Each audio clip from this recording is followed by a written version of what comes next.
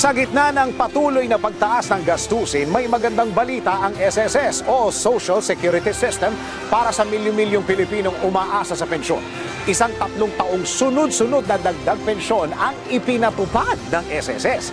Isang hakbang na layong palakasin ang kakayahan ng mga pensioners na makasabay sa pang-araw-araw na pangangailangan. Mula sa retirement at disability pensioners hanggang sa death at survivor beneficiaries. Isa itong pangmatagalang reformang unti-unting mararamdaman o nararamdaman taon-taon. Alamin ang detalye at saklaw ng programang ito sa ulat ni Ian Articona.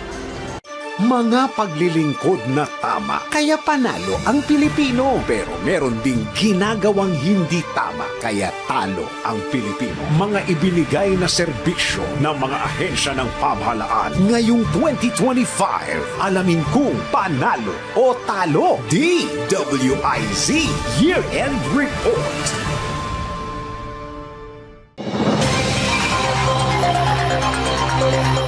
Magkakasa ng 3 taong dagdag sa pensyon ng lahat ng pensioners ng SSS o Social Security System.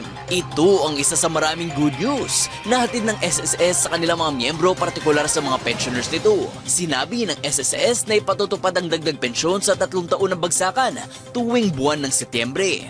Ang retirement at disability pensioners hanggang nitong August 31 ay nakatanggap na ng 10% dagdag sa pensyon nitong Setyembre. Samantalang 5% dagdag naman ang napasa kamay ng death o survivor pensioners. Ang mga pensioner hanggang August 31, 2026 at August 31, 2027 ay makakakuha ng parehong dagdag pensyon simula September 2026 at September 2027.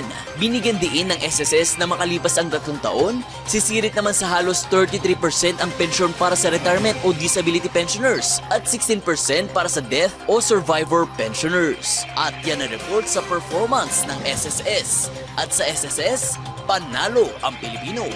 Para sa Panalo o Talo Year-End Report, ako si Ian Articona, nagbabalik ng tama, naglilingkod ng tama.